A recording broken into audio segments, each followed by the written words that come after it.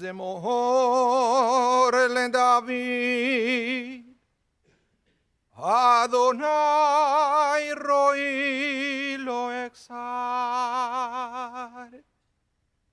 Bino deșear vitzeini, ale mei menuchot,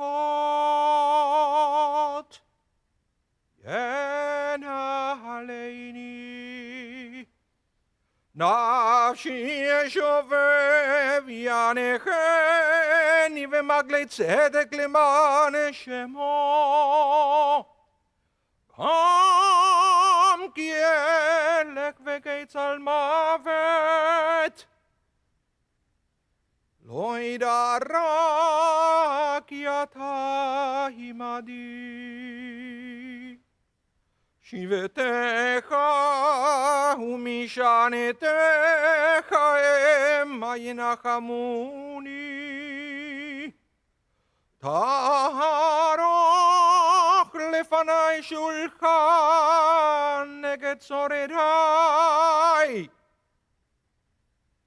וישנת בשמן ראשי כוסי רוויה. אך טוב וחסד ירדפוני כל ימי חיי. ושבתי בבית אדוני לאורך ימים. The words of the 23rd Psalm, Psalm of David. Adonai is my shepherd, I shall not want, giving me repose in green meadows, leading me beside the still waters to revive my spirit, guiding me on the right path, for that is God's essence. Though I walk through a valley of the shadow of death, I fear no harm, for you are with me. Your staff and your rod comfort me. You prepare a banquet for me in the presence of my foes. You anoint my head with oil, my cup overflows. Surely goodness and kindness shall be my portion all the days of my life, and I shall dwell in the house of Adonai forever.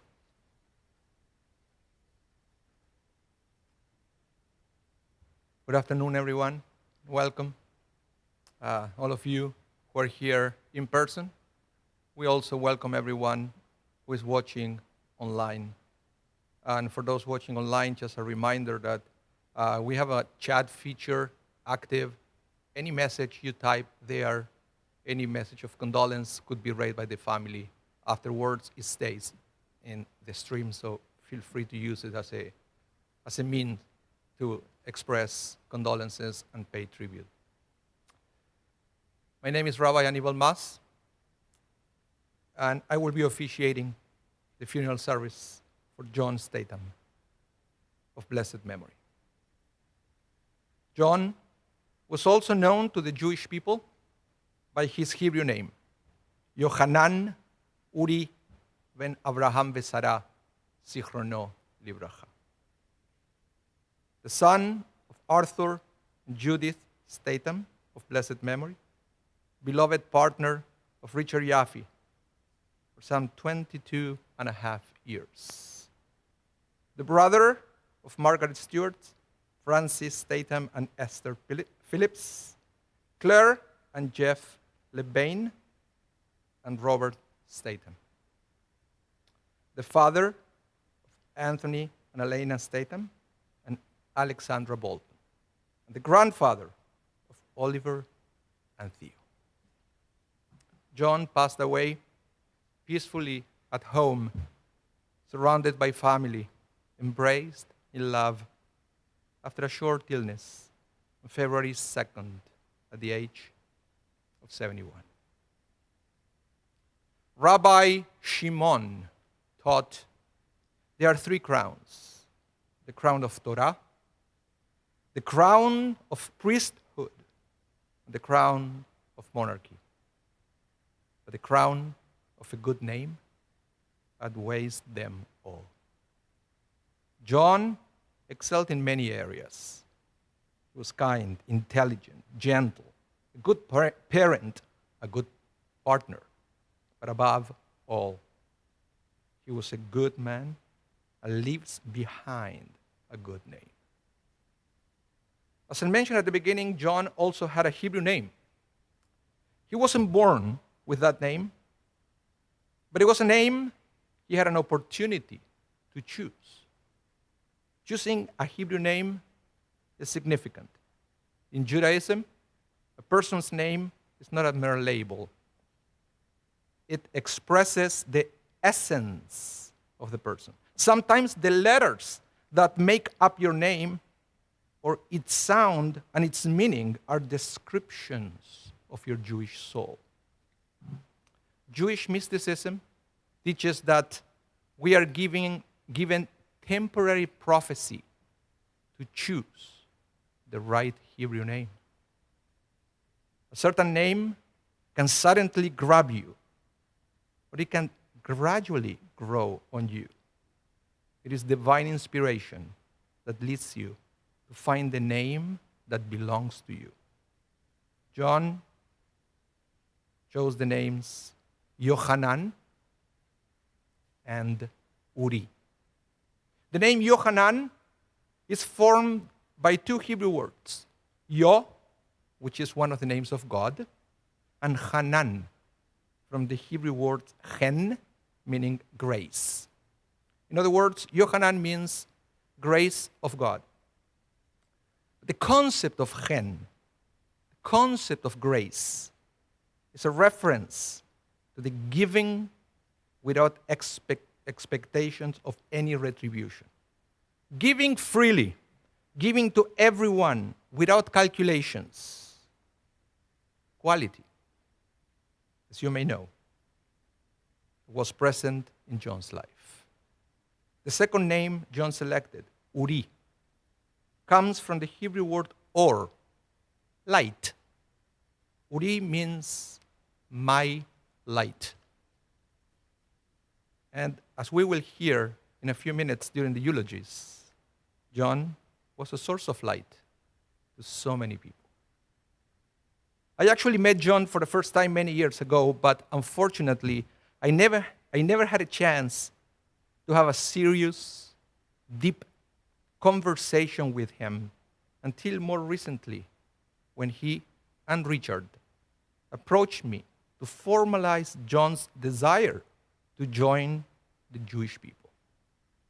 From then, I was blessed to know this man, to understand his thoughts and inspirations, and I was privileged to study with him as he explored his path forward. I learned that John was taking his spiritual journey very seriously. He spent a great deal of time reading, exploring, reflecting, and ultimately feeling that he was unworthy to become a Jew. Fortunately, his self-assessment changed after we started our more in-depth conversation and study sessions. It was immediately clear to me that John was ready and was more than worthy to become a Jew by choice. I remember that the first thing we discussed was the Jewish approach to ethics and ethical dilemmas. John found it fascinating. The idea that every Jew is expected to do what is right at all times. He noted how the Torah presents holy people who actually argued with God in order to be sure human rights were protected. One of the stories that we studied together and helped to convince John that he was on the right spiritual path was the story of Abraham, who defended the people of Sodom and Gomorrah. The text, taken from Genesis 18, goes like this. The Lord said to Abraham, "The cries of injustice from Sodom and Gomorrah are countless, and their sin is very serious. I will go down now to examine the cries of injustice that have reached me. Have they really done all this? If not, I want to know. Abraham approached the Lord and said, will you really sweep away the innocent with the guilty? What if there are 50 innocent people in the city? Will you really sweep it away and not save the place for the sake of the 50 innocent people in it? It's not like you to do this, killing the innocent with the guilty, as if it were no difference. It's not like you.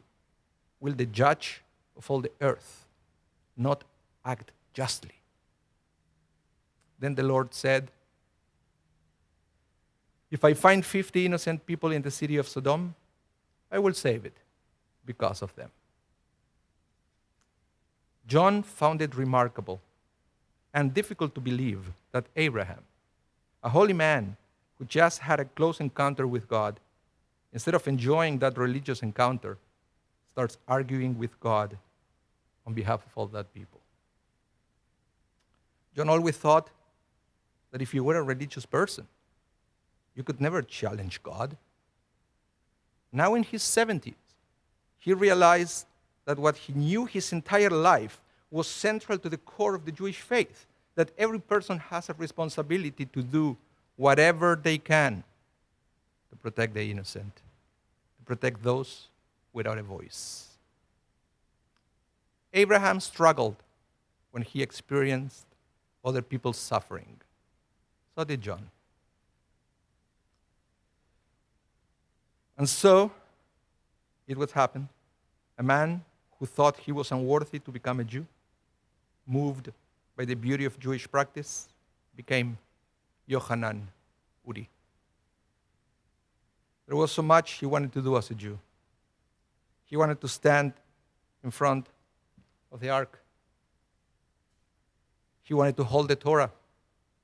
He wanted to marry Richard under a chuppah in this very sanctuary. Unfortunately for us, God wanted John by his side before he had a chance to fulfill those dreams. Why? We don't know.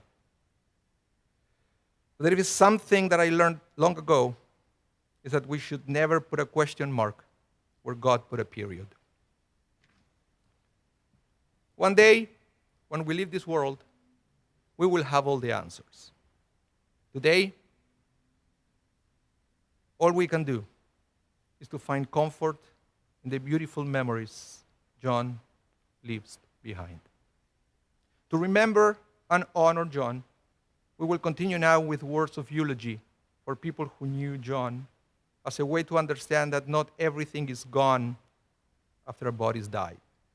In fact, the eulogies will surely remind us of how much of John is still with us in our hearts and in our minds. After the eulogies, we will continue with the memorial prayer, the El Maleh Rachamim, and immediately after, I will continue with some announcements, and then we will proceed in caravan fashion to the Sher Zedek Memorial Park. Now, to begin the process of eulogizing John, I would like to invite Anthony and Alexandra to come to the Bima.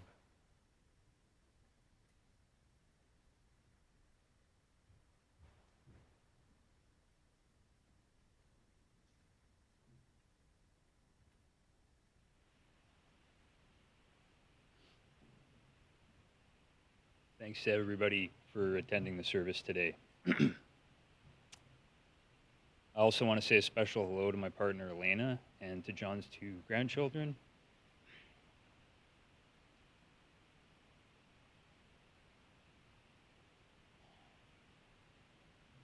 Our sons Ollie and Theo, who are watching from our home in New Westminster. So it's my privilege to say a few words about my dad, who was John to most everyone else. I tried writing out what I had to say a few different ways. And in the end, I decided that for the most part, speaking to facts about his life are best conveyed through broader perspectives on the person he was. Though I'm speaking from my point of view, I believe that what I say will be relatable for everyone who knew John. So a few words on John's upbringing. He was born in Montreal in 1950. He was the third child of Arthur and Judy Statham. He has two elder sisters, Margaret and Frances, and two younger siblings, Robert and Claire. John's childhood had two distinct parts. When he was 8 years old, his father died of cancer after a couple years of ill health. So what had been an overall secure and happy childhood for John and his siblings was greatly impacted as a result. A second hardship was the family's realization that John's younger brother, Bobby, had a significant mental disability. Judy and her children moved to Winnipeg, where there was family support on both sides. John often talked about this experience, which was unquestionably traumatic. Because he was the de facto man of the house, many traditional male roles and jobs fell to him, including many aspects of care for Bobby. He credited Margaret and Frances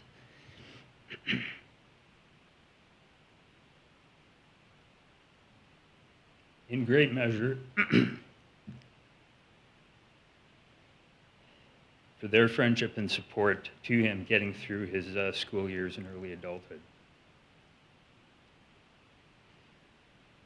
He also had a good mother who was kind and a provider and who had a tremendous work ethic and who was truly moderate in all aspects of her life. And this surely also shaped who John became.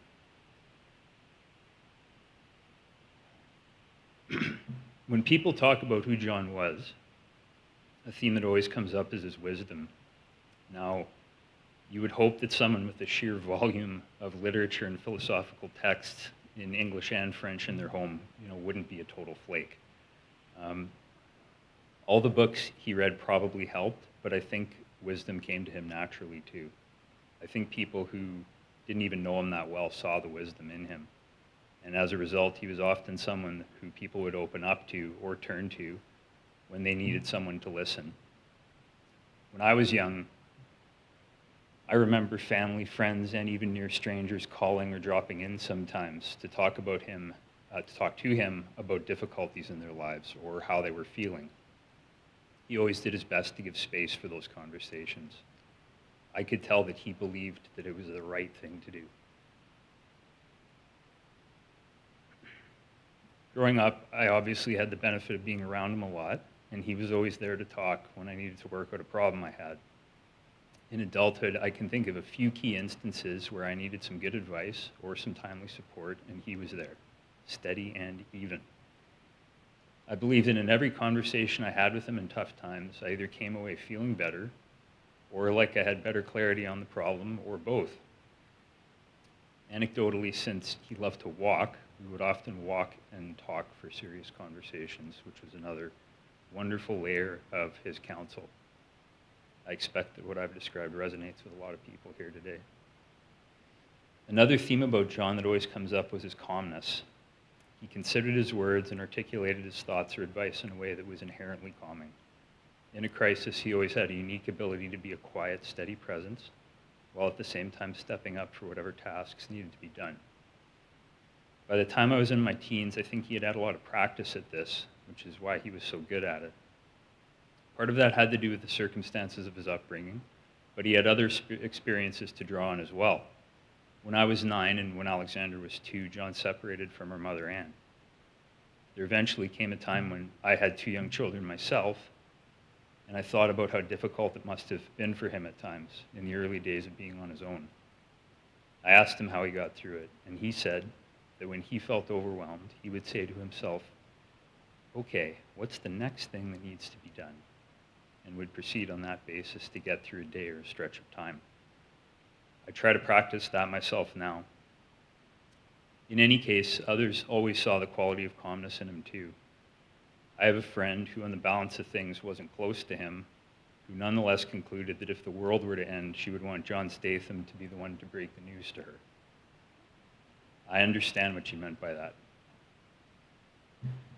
John also came by an ability to grasp the big picture. A critical example of this for me at a young age related to his separation from Anne after 15 years. Their marriage was obviously an important part of the trajectory of their relationship, with a notable factor being that it produced 2 kids. John and Anne did have many happy times together, with the adventure of living abroad in England and France being a standout.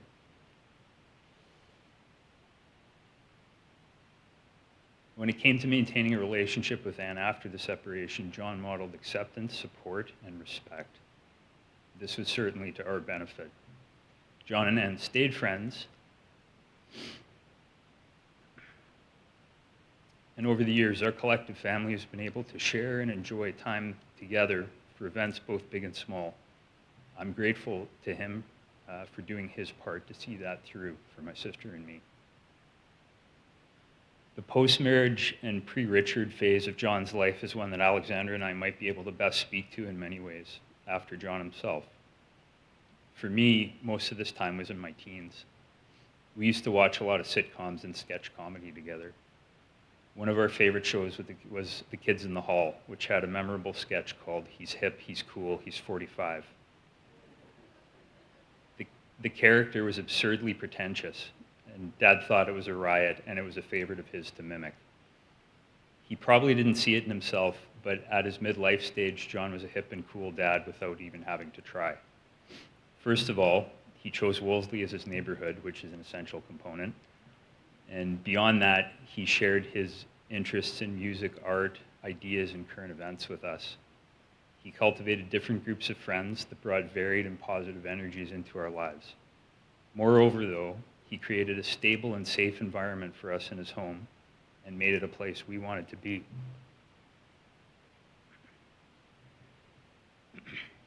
Looking back on my later childhood and teens, it feels to me that, in a quiet way, he put us first. John cast a long shadow for me too, not in a bad way, but he had abilities that certainly put me in awe of him. Growing up, I genuinely believed that he was the most intelligent person in the world. He didn't ever tell me that he was or act as though he was, he just exuded it. I often put to him why he wasn't the person in charge of any number of things. He would say more or less that being in charge of things wasn't his ambition, and he meant it. Since he had to have a day job, though, his priority was to be someone who got all the fine details right. His career as a translator and interpreter was often stressful, but he took it very seriously. At times, he would have to work at home to prepare for court or for the legislature, or to meet a deadline for draft legislation or documents. He would sit at the dining room table late at night, poring over papers, making notes, and checking his Petit Robert. The example he set for me was the importance of certainty in work product and not settling for satisfactory output. In my career, people had often said to me that I have a wide vocabulary, or simply say, you use a lot of big words. I credit John for that too. His command of both English and French language and grammar in general was incredible and was something I always tried to measure up to. The other skill that always put me in awe of John was, of course, his artistic ability. I myself have, at best, a very basic knowledge of art. But that said, if children of artists are somehow predisposed to liking their parents' work, then I feel very fortunate that objectively my dad's body of work is fantastic, thereby masking my ignorance as excellent taste. John was a serious artist, and his creative process was a factor in planning how to use much of his time and energy in his adult life. From my perspective, he had an impressive range of ability with different tools for interpreting things he saw, he drew and painted. Anecdotally, around the time I was 12, he took up copper etching for a time. And I remember how quietly excited he was about trying it out as a medium and showing me how it worked, and then masterfully etching, of course, a view of our back lane. Much of his output in later years is described as abstract realism. He eschewed grander commentary, instead focusing on the study and appreciation of a subject and using abstraction as a means of reframing. I think that style in particular reflects so much of the essence of who he was, complexity contained in simplicity. Getting back to my original point, though,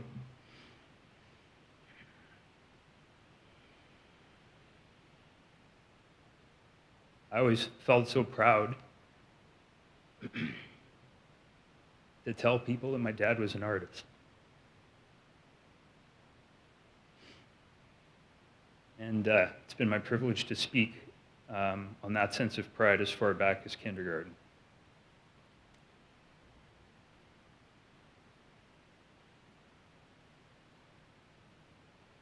think an aspect of being someone's child is that if your parent sticks around long enough, you'll get to a point where their happiness and personal fulfillment is something that truly matters to you. I'm so grateful to say that John was someone who had achieved those things and at the same time was continually pushing for their further realization. I'm grateful that he was able to find out who he was as an individual, coming out as gay, and recently also converting to Judaism. And the last 22 and a half years of his life were undoubtedly his happiest because of the love and partnership he had and shared with Richard. Richard and I were talking the other day, and I was commenting on how much John just enjoyed the life that they shared. It was truly a light that shone in him.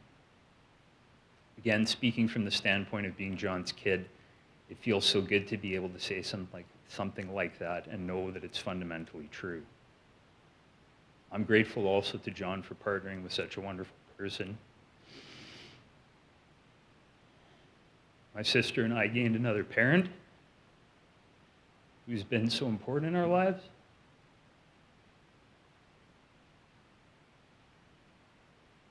And my children gained the best Ada in the world.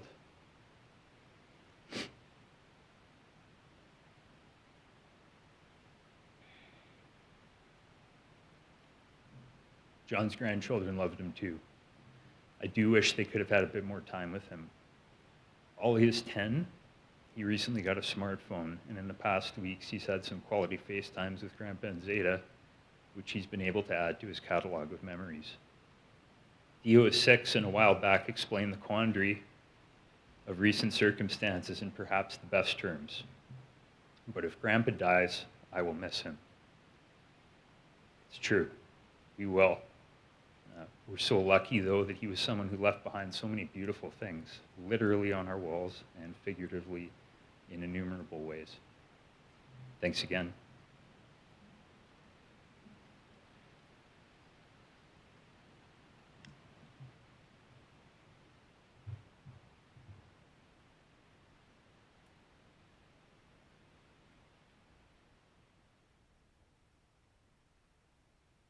Alexander, please.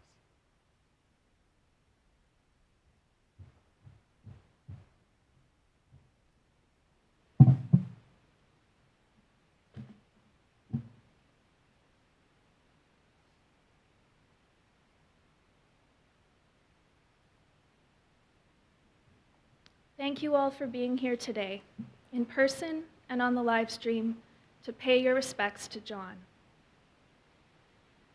Over the last little while, I've thought a lot about how I would start this tribute to my dad. In all honesty, it's hard to know how to start, how to possibly capture it all. As his child, it feels almost intangible to put into words exactly what our relationship was to me, what I learned from him, how I experienced his connections with others, and how much love existed between us, especially in the last 6 months of his life. My dad was an interesting person with a strong sense of his individuality. Deeply introspective, sensitive, and a true 4 on the Enneagram, he reflected on what was ambiguous, complex, melancholic, and beautiful about the ordinariness of life, which he was always striving to communicate in his art. I remember being surprised to hear from him in recent years that he referred to his art practice as his Everest, like it was something he found he didn't always come with a lot of ease, but something deep inside of him was committed to always working on.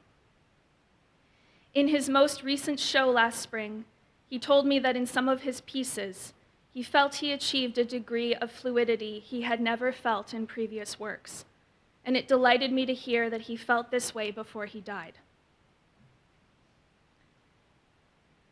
Like many people, I have always been drawn to his art for his attention to detail, his use of color, light, and shadow, and his ability to capture grace in the mundane with nuance and subtlety. My dad's interests weren't often mainstream, a quality I deeply admired in him and can also relate to.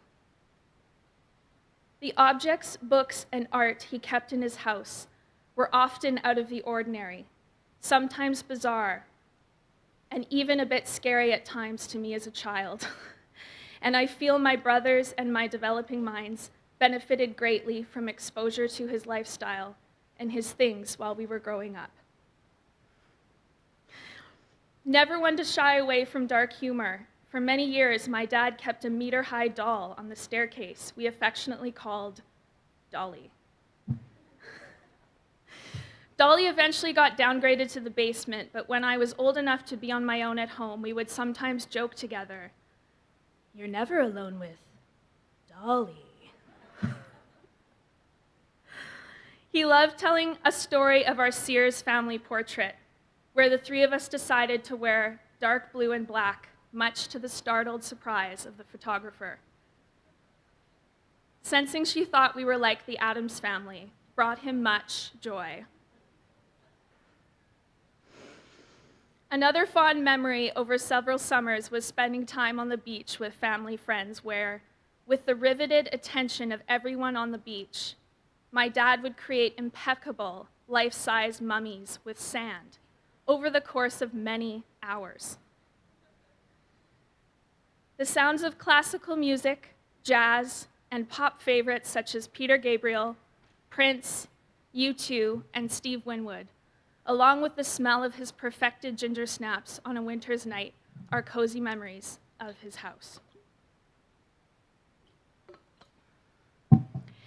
He always seemed humble about what I saw as mastery in his skill set, and he was always striving to improve upon it.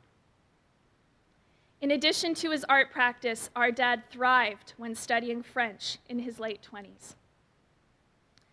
The decision to wholeheartedly pursue his interest in and passion for the French language while he and my mother were living in Europe is what eventually led to his job at Translation Services. It wasn't easy for him as a single dad raising two kids, and he wasn't the most fond of his job as a civil servant. But he did what he had to do to provide for us while forging lasting friendships from his career. His attention to detail and high standards for quality work made him a truly excellent simultaneous interpreter and translator. And as my mother used to joke, John was born with a red pen in his hand. As my brother has already touched on, my dad had a hard start to life, and I feel I have a better appreciation now for how his trauma affected him, how resilient he was, and what he was able to overcome to make the best of the hand he was dealt. I do feel that through his life story, he made an example of the expression, "No mud, no lotus." He looked at life with a depth of feeling, wisdom of experience, rigorous discernment, and a dry, sometimes caustic sense of humor, a true hallmark of his personality those who knew him loved him for. Another cornerstone of his personhood was how self-reflective, aware, and transparent he could be about what he felt were his strengths as well as his shortcomings. Subtler yet, he had a remarkable ability to identify and then articulate how his life experiences and interests informed these strengths and shortcomings, and how all of it showed up through his lens of the world, an awareness he also breathed into his art. He was authentic. My dad was also an observer of others. He was curious about people's quirks and foibles. He had an appreciation of the absurd with a ready and loving laugh and a twinkle in his eye. I recall a story he loved to tell about me when I was around 3 years old. He lost his temper with me as I had been chewing gum and got it on the couch. He recalls I served it right back to him, exclaiming, "Okay, okay, absolutely no more gum. There, are you happy now?" At which point he burst into surprised laughter at my directness and immediately let it go. My dad cherished the relationships he had with his friends. He was a caring and skilled listener, interested in people he knew well, but also strangers he met. As my brother once said, our dad listened with a different attentiveness. There was a gentle curiosity he had about people and what they were up to that I experienced as entirely unique to him. Dad was a source of counsel and a sounding board for many in his life. And he provided a space where people felt entrusted towards him with their sharing. He was a great conversationalist who asked good questions, and those who knew him well would agree that it was always interesting to hear his take on things, and his opinions and perspectives were respected and valued by others in his community. Our dad was often doing his own thing, and he delighted in when others did theirs. As an introvert, he enjoyed socializing, but was content to spend a lot of time on his own, and actually needed that to feel in right relationship with himself. He reveled in his 13-year retirement, which gave him opportunities to lean into that which brought him joy. Traveling with Richard, napping several times a day, having daytime dates with his friends, and spending more time at Richard's cottage at Clearwater Bay. In Richard's new cottage, my dad had his own studio, where he happily spent time painting landscapes from pictures he took of his surroundings out there. My dad completed his conversion to Judaism this past December despite being very tired and in pain near the end of his life.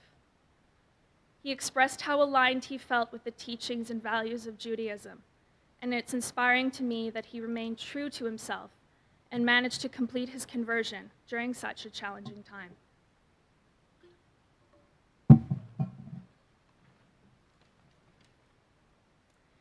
My dad loved helping people with things that made good use of his skill sets, be it art-related, editing help, or handiwork.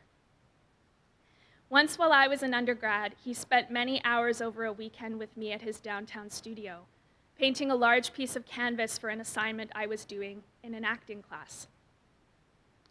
I had to create a backdrop and write and perform a monologue as the figure in a known painting. Our dad loved cultivated spaces. He wanted to see the light in rooms and the shape of them, along with the things people filled them with to make it just the right space for them, as he did with his spaces. I was always excited to show him my apartments over the years. He also helped me paint rooms in my rented places. My friends Natalie and Andrea and I recall his hilarious disdain for a painting job done by previous tenants in our new living room of a house we were renting. With that sharp wit he had, paired with an aesthetic sensitivity and dramatic flair, he put a hand over his chest while taking in the room, exclaiming, "What makes it so offensive? ...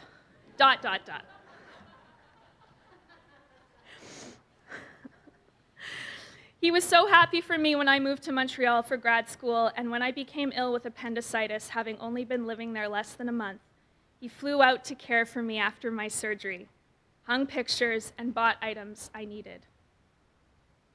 My dad wasn't fancy, and actually his preferences often reflected an extreme simplicity that was endearing in its quirkiness. My apartment in Montreal was one room with a separate bathroom and kitchen. And as a champion of us each having our own space, he opted not to sleep on my pull-out couch and instead went to the Rona across the street, bought a chaise lounge cushion, and contentedly slept on my kitchen floor for several days.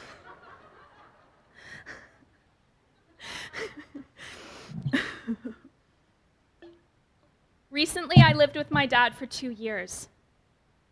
I was going through a hard time, and there was no question in my dad's mind that I should come and live with him. As was his character, he remained a steady presence for me, while also giving me room and trusting me to sort things through myself. A little over a year ago, I was in the thrilling and nerve-wracking process of Zoom auditioning for my job, but close to the end of the process, I still hadn't told him what it was all for, despite the fact that I was creating an elaborate backdrop in his dining room. He heartily used that aesthetic sensibility to create the right lighting for my virtual audition. He was enthusiastic about what I was doing, while never seeming bothered that I didn't want to talk about it yet. My dad spent the last 22 and a half years of his life with the love of his life, Richard. Recently, he told me the story of their first date at Second Cup and how he felt when he went home that night that it was the beginning of something very special.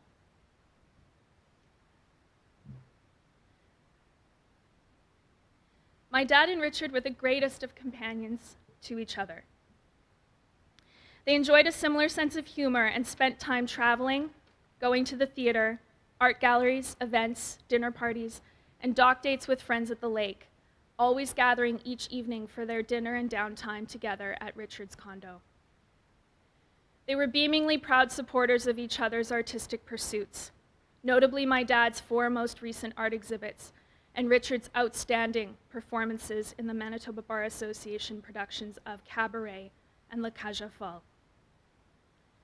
People often asked me, "Do you think they will ever live together?" And I would proudly exclaim, "No, I don't think so." Their relationship was authentic in its structure, and it worked incredibly well for both of them. Anthony, his family, and I are lucky to have such a kind, generous, and loving parental and grandparental figure in Richard. We are grateful to be a part of Richard's family, to have had him be a wonderful partner to my dad all these years, and to have had him take such devoted care of our dad in these recent difficult months. My dad surrendered to his illness with courage, wisdom, and grace. He spoke frankly about the fact that he was dying, and though I knew he was sad to be leaving us, I also know that he did not fear death, which I have taken solace in and will continue to on my grief path.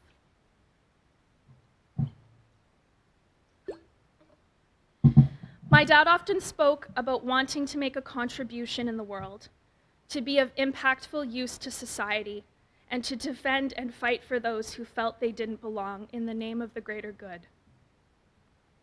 He believed in small acts of kindness and generosity, and hoped his art could make a difference to people, although I think he sometimes felt he wanted to be contributing more. I feel that based on all the love in this room today, he did a pretty darn good job of making a contribution. I'd like to end with a quote he wrote me a year and 1 day to the day he died. I came home from my first day of work at my new job, and this quote from the author Mary Shelley was waiting for me on a piece of paper in the dining room. There is but one solution to the intricate riddle of life: to improve ourselves and contribute to the happiness of others. Thank you all again so much for coming today.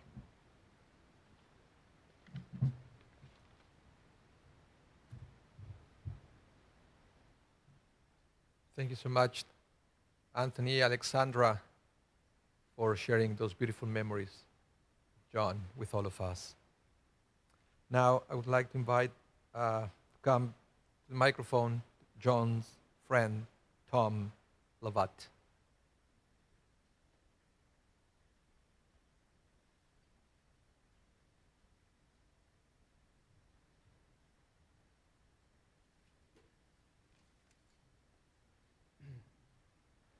Thank you. I'm going to speak to, in memory of John, my close friend for a little over 50 years. I'll talk a little bit about the young man I first met as aspiring artists at the School of Art here on campus. I first met John in the lounge of the old School of Art, or what was called the lounge. It was really, as it turned out, a depot for cast-off furniture and unclaimed articles of clothing. Perfect place to begin a friendship. My first impression of him, I was 19, was that he was very tall, and he seemed of course, very reserved and very good looking. He was, as it turned out, skipping a German exam and hiding here until the coast was clear and he could leave without detection. He was very shy, as I recall, as if a wrong word or a sudden movement on my part would send him bounding up the stairs and out of the building. But we continued to talk, and gradually, over time, we became friends. The person I came to know behind this formidable reserve was formidably intelligent. He was a highly sensitive observer of people and a thoughtful and perceptive judge of the world around him. At 20, he was an extremely literate young man, widely read, both in his own field of art history and painting, but also out of it. He had a huge love at that time for Virginia Woolf, and occasionally I'd hear him muttering or reciting passages from the novel To the Lighthouse. He was literate, observant, articulate, and he possessed a formidable talent in the studio. I'll tell you one anecdote about John from that time that I remember very deeply. It made a deep impression on me. But I think it says something about John's character at the time and his connection to his work. As we came to know one another, I realized that John had a collection of experiences, places, really, that he visited on a regular basis. And it was on one of these occasions that he took me out to a car dump that was then near Transcona. I don't know whether it's still there. We took the bus, of course. We took the bus everywhere. It's hard to describe the atmosphere of a field of wrecked cars late in the day. It felt like a dinosaur graveyard.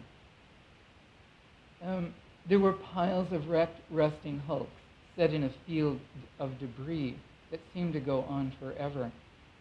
As we picked our way through the rubble, I realized that John was completely at home here. We'd stop to admire a particularly beautiful piece of rusted metal, or we'd draw, or we'd take photographs with the hope of using them in the studio later. The place was eerie and a little threatening. But John stepped into the experience. He often stepped into experiences that other people would shy away from. The place was, John stepped into experiences that many would shy away from. It must be said that this was not the experience that most 20-year-olds were looking for. But John was not any 20-year-old. As an artist, he had the ability and was drawn to the cast-off and broken pieces of experience, the neglected, the homely, and the overlooked. And he would bring these together in an aesthetic whole in his work. That gift he carried right up to his last exhibition. It was always the back lane that appealed to him, never the front street. But we didn't spend all our time wandering around wreckage. The experiences I associate most vividly with John was laughter. John possessed a very pointed wit and a highly developed sense of the absurd. And at that age, at 19 and 20, the world was nothing but absurd. We laughed at our parents. What did they know? We laughed at our professors. Are you kidding? We had our heroes, of course, as all young people do. But at that point, life seemed an endless cavalcade of experiences, people, and events that were ridiculous, that cried out for parody. We judged ruthlessly, as only the young can. Apart from skipping the odd exam, though, John was a formidably committed student. He took his work in the studio very seriously, and he worked incredibly hard. He set a high standard for himself and judged his failures severely. He believed that art was a practice. The more you did it, the better you got. There was so much to learn then about painting, so much to know about the medium, how to use it, how to mix color, how to control a painting before it turned into an ungodly mess. He loved art history, and he was a perceptive and articulate writer, and remained so. His letters from Europe were and are a delight to read. But finally, after 4 very intense years at university, real life intruded. Real life, as we called it then, is always a difficult thing to negotiate for a young artist. 4 years of struggling to grow into your best conception of what an artist is and what he does, and suddenly you're in a world that, for the most part, could care less. How do you live and continue with the life you've discovered in the studio and yourself as an artist? Holding on to that identity that thrived so easily in the shelter of the School of Art was much harder to do afterwards. If in one life you live many lives, John's life after school was a series of mythic self-transformations. He became a loving husband and father to 2 wonderful kids, a translator, a job that seemed to encompass both broad knowledge and a skill in a performance done under enormous pressure. But John never shied away from the difficult. He thrived under pressure. But he never lost his connection with his work. For John, it was not about career. He was not deeply ambitious in a worldly way, not for money or fame. Well, not too ambitious. No, I suppose nobody works for obscurity. But it was both an intellectual and an aesthetic discipline for him, an equation he could never quite solve, because nobody can. But in his work, at its best, revealed the complexity of a mind thinking. And now we come to the end.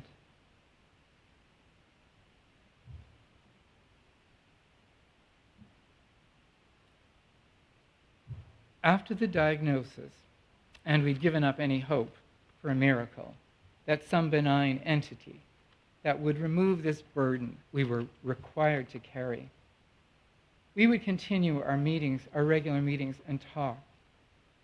We talked about the big things and the little things. We talked about the past and about the future that was growing daily shorter. We talked about the things we'd always talked about, the things that made life beautiful or meaningful or funny. But there were 2 things we talked about repeatedly: his love for Richard and for Anthony and Alexandra. In some way, his feelings for them surfaced in every conversation, sometimes directly, sometimes indirectly, but they were and remained in that short time his chief concern and preoccupation. About himself, there was never a word of complaint or self-pity. He accepted what had been ordained by fate, or whatever you call that thing we confront when we die.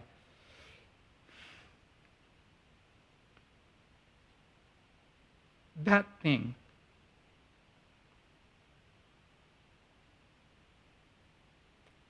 Beyond faith, beyond reach even of love. And yet, I love John in the way you love someone you've known for 50 years, someone with whom you've shared so many important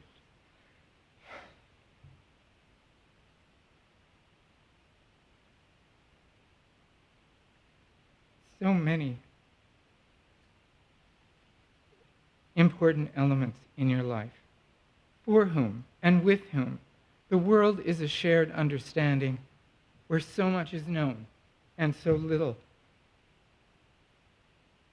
needs to be explained. John was a truly exceptional man, deeply honorable. But in addition to all those other merits that we've all talked about, he was a deeply kind man. If, as they say, kindness is the highest and purest form of intelligence, then John glitters even now a little way above our heads. I'm going to hold on to that thought for as long as I live. Thank you.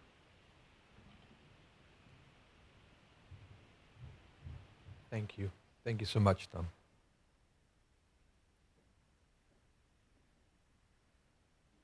I would like to invite now Richard to come to the microphone to eulogize John.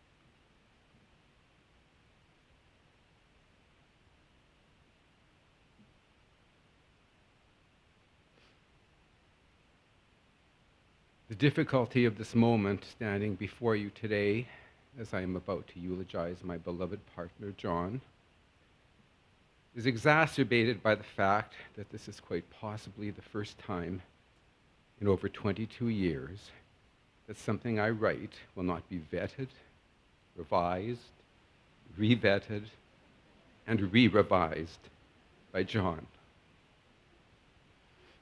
There was little that either of us did without the support of the other.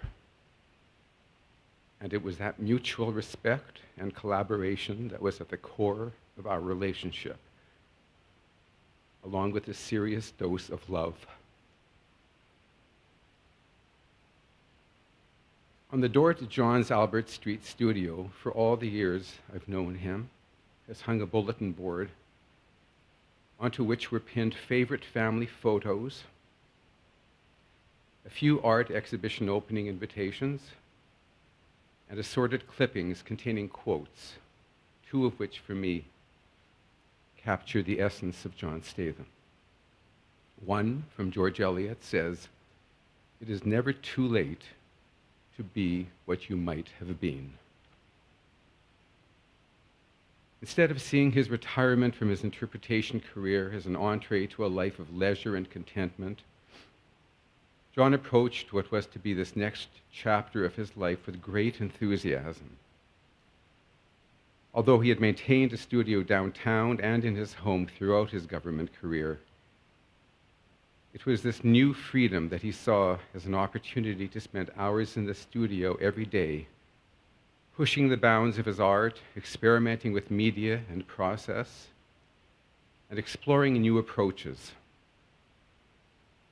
On even the most glorious summer days at our cottage, it was not at all uncommon for John to spend hours in his second-floor studio, enjoying the northeast view, painting to the strains of opera or Sondheim, sitting at his easel or drawing board, and working. This new period of working hard at what he loved was to be his reward for what he sometimes considered past compromises. A second quote from historian and philosopher Oswald Spengler proclaims all that is symbolizes. From this property of being significant, nothing is exempt. John had the innate ability to decipher beauty and significance in even the most ordinary, whether a decrepit building, an abandoned factory, a rock, a few strands of straw laid on the delicate folds of a dish towel. More importantly, though, he saw the significance of ordinary people. Utterly unprepossessing, John was drawn to good people with a sound moral compass and a set of values based on decency and kindness. He was smart, seriously smart. Whenever I would praise his brilliance and tell him how smart he is, without fail, his response was, "Yes, but not major work smart." A reference that those of you who went through the public school system in the 60s will understand, and a jab at my own academic record. But he was well-read, erudite, philosophical, and curious. One evening he could be reading Virginia Woolf or Proust in the original French, and the next evening he could be settling into a reread of The Secret Garden. During his lengthy hospital stay through much of October and into November, despite being on a cocktail of medications, all of which were sedating, I would walk in and find him sitting up in bed, rereading George Eliot's Daniel Deronda.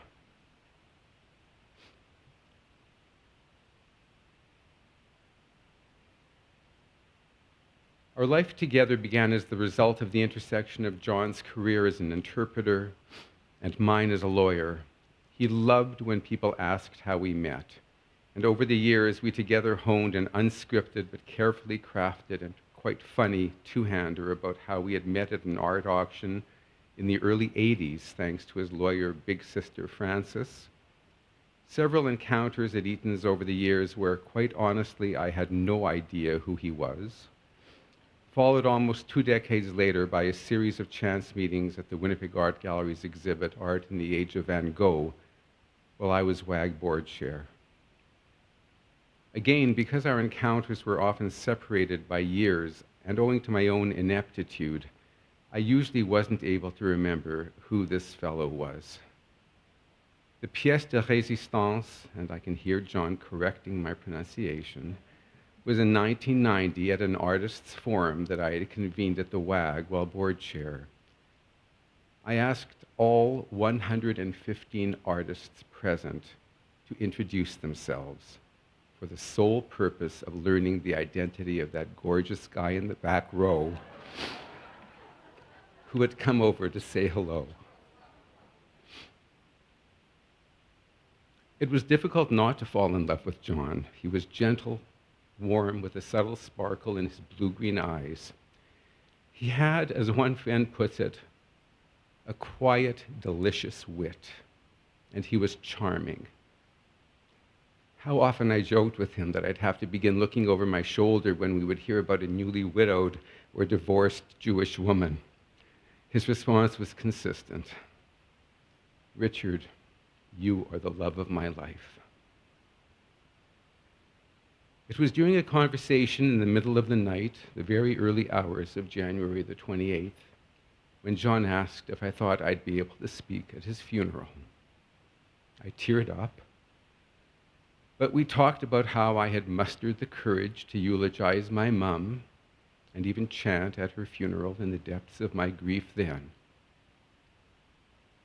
After thinking about it for a few moments, I told him that if I did feel sufficiently composed to speak, I would tell people that I am the luckiest man in the world. He looked at me with surprise, given the dire circumstances. Although my heart is broken and my spirit is shattered, I know how fortunate I've been to share 22 and a half years with someone whose love for me seemed boundless and unconditional. We gave one another confidence and courage. Quite simply, he completed me.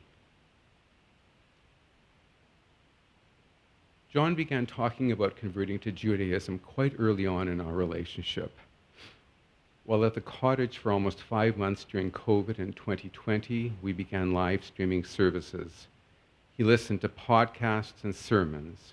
He read, and he was always struck by the disproportionate number of Jews who had made significant contributions to society.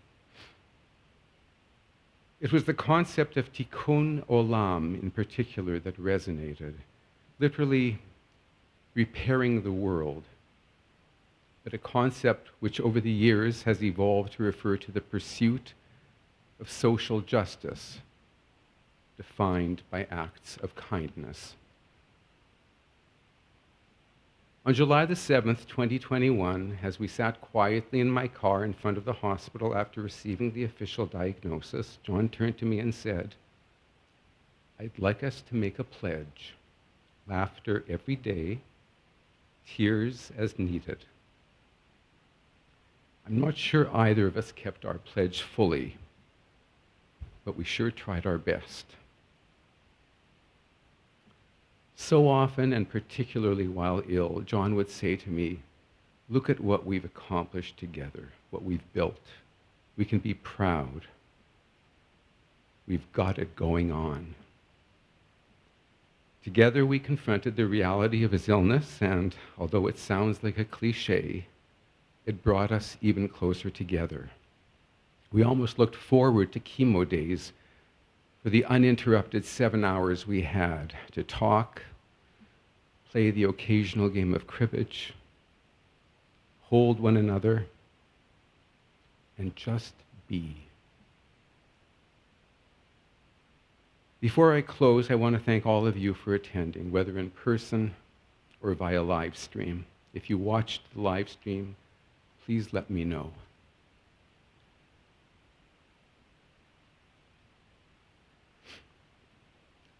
Rabbi Anibal, I thank you for your compassion sensitivity and presence at every point we needed you. On behalf of both John and me, I thank Rabbi Annie Balmas and Congregation Sharet Tzedek for moving mountains to facilitate a service here today. I want to give you some background. John had already made the decision to convert before officially being diagnosed in July. His expedited conversion to Judaism happened on December the 7th, 2021, when he met with the Beit Din and immersed in the mikvah. In the weeks that followed, John expressed concern that he wasn't certain that he had done enough to justify being a Jew. It was very typical John. He had read every commentary on Judaism that he had the strength to. We together attended every weekly class of Rabbi Masa's that John was well enough to attend via Zoom. But John had not had the opportunity to be in a synagogue as a Jew due to COVID and his illness. He acknowledged that that bothered him. I promised John that I would do everything in my power to rectify that. And so today is his opportunity.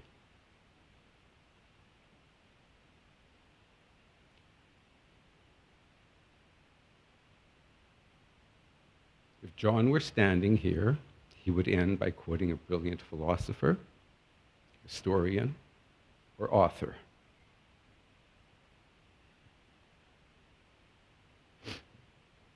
I'm going to stay within my wheelhouse and conclude with a few lines penned by Irving Berlin. How much do I love you? I'll tell you no lie. How deep is the ocean? How high is the sky? Rest peacefully, my beloved.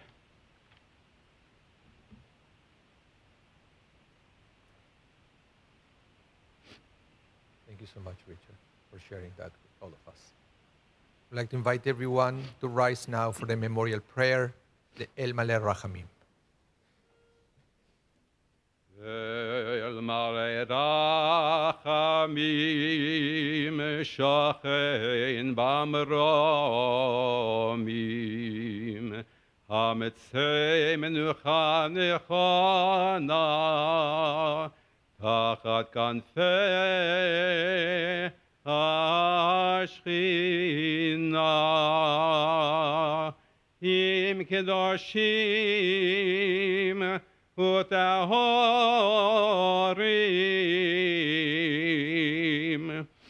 Kezohar Arakim Mazehirim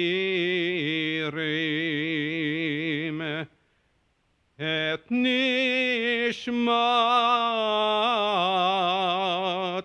Yochanan Uri ben Avraham Vesera Shehalach Leolama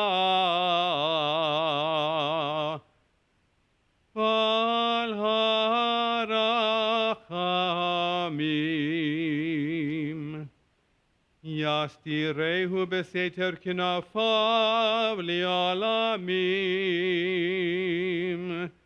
Vitzror Bitzror Achayim Et Nishmato Bitzror Achayim Et Nishmato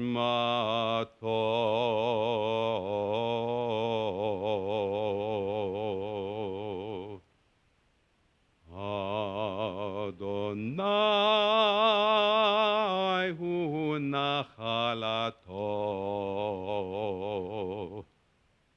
v'yanuach b'shalom al mishkavo v'nomar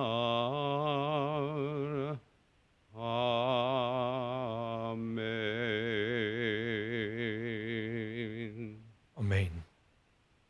Exalted, compassionate God, grant infinite rest in your sheltering presence among the holy and pure, the soul John Statham, who has gone to his eternal home. Merciful One, we ask that our loved one find perfect peace in your eternal embrace. May his soul be bound up in the bond of life. May he rest in peace. Let us all say, Amen. You may be seated.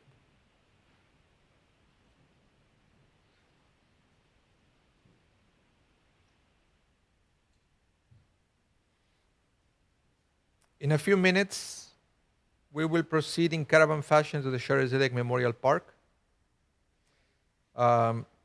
If you're coming with us to the cemetery, please remember to turn on your four-way flashers and to stop at all red lights and stop signs. For people at home who would like to join us at the cemetery for the burial, we will be there in about 30 minutes. Just a reminder that the burial ceremony won't be streamed. Reminder, the meal of consolation will be private. And for the Shiva, it's going to be observed at 206 141 Wellington Crescent. Saturday, 7 to 10 p.m. Sunday, 2 to 5 p.m. and 7 to 10 p.m. And Monday, 7 to 10 p.m. And the family is requesting that visitors to the Shiva must be triple vaccinated to attend. Donations in John's memory can be made to the Jewish Foundation of Manitoba. There is a fund in John and Richard's name there. So now to start moving to the next stage, I would like to invite the pallbearers to exit the chapel and to assume their places alongside John Coffin now.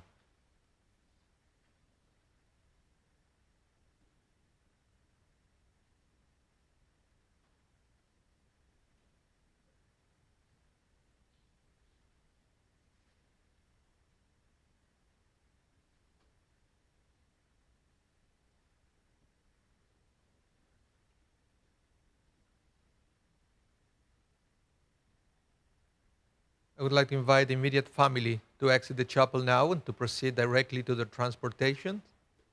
And for the rest of us, I will ask you to remain in your seats. Our funeral director is going to give us a sign whenever everything is prepared for us to leave the sanctuary. Usually the tradition is to make 2 lines outside. We don't have that in these days, so as soon as you exit the building, please proceed to your vehicles directly. For now, let's stay in our seats for a little longer.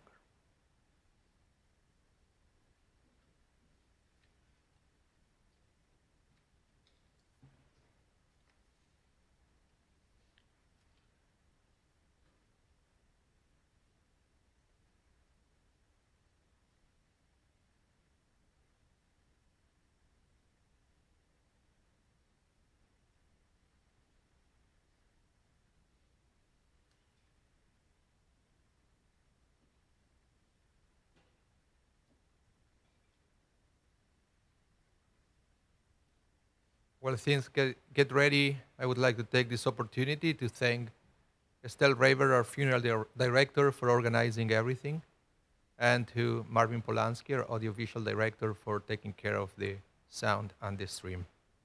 And thank you all for coming. It's really appreciated. Also a reminder that the stream will remain in our platforms after the service is over. So if you want to rewatch the video, the file will stay there for a while.